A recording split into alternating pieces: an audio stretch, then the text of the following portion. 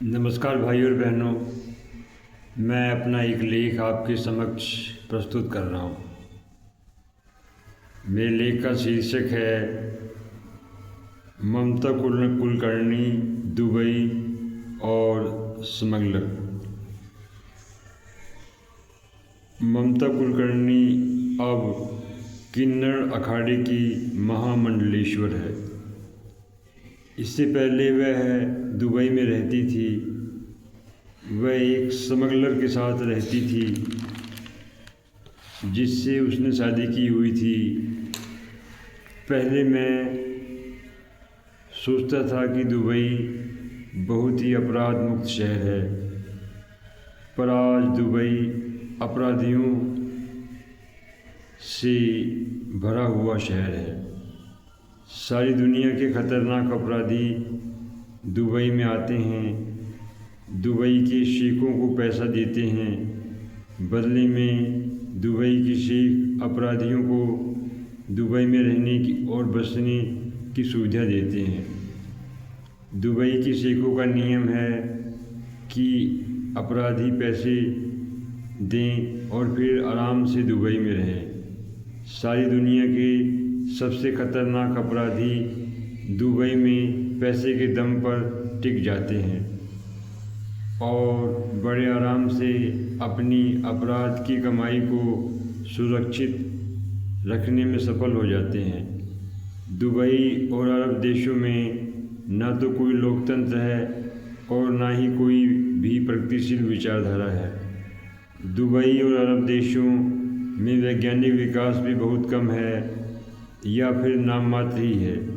वैसे अरब देशों में खेल इत्यादि की गतिविधि बहुत होती है, पर फिर भी वहाँ लोकतंत्र नहीं है।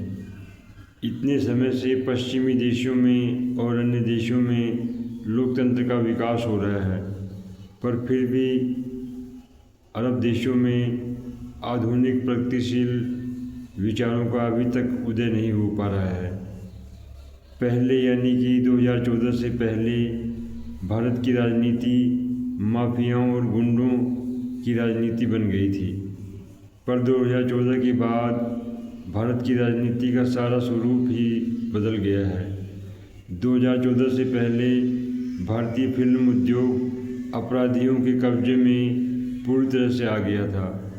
अभी भी भारतीय फिल्म उद्योग कुछ हद तक अपराधियों के कब्जे में है। वैसे हिंदी में कभी कभी अच्छी फिल्में भी बनती हैं, पर हिंदी में और अन्य भारतीय भाषाओं में फिल्में परम सस्ते मनोरंजन के लिए ही बनाई जाती हैं। जब ममता कुलकर्णी फिल्मों में सक्रिय थी और फिल्मों में काम करती थी और एक हीरोइन के रूप में उन्होंने बहुत कामयाबी हासिल की थी, तब उन्होंने फिल्में बहुत जुगाड़ से पाई थी। आज भी फिल्मों में बहुत गंदा वातावरण है। इस वातावरण के लिए आज भी कुछ लोग जिम्मेवार हैं। 2014 से पहले की सरकार के अधिकांश नेता परम भ्रष्टाचार में लिप्त रहते थे।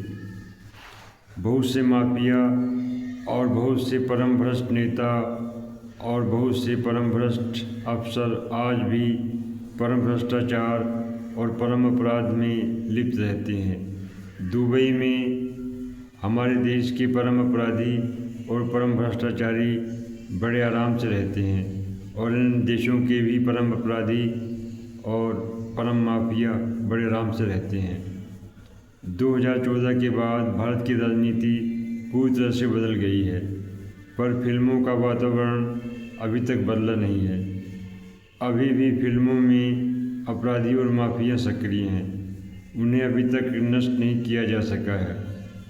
अरब देशों में हिंदी फिल्में बहुत देखी जाती हैं। इसी तरह अरब देशों में अपराध भी बहुत हैं।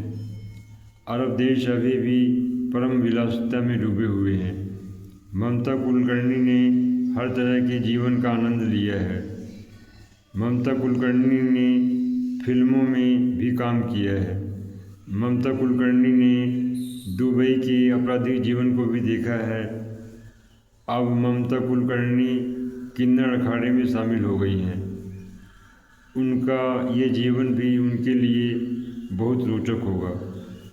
अरब देश एक छोटे से देश इजराइल से भी बहुत ज़्यादा पिछड़े हुए हैं। अरब देश सिर्फ तेल के दम से ज़िंदा है। तेल ख़त्म तो अरब देशों की हालत ख़त्म और उनकी राजनीति ख़त्म। तेल के कारण ही अरब देश अपनी आर्थिक दिशा को आगे बढ़ा रहे हैं।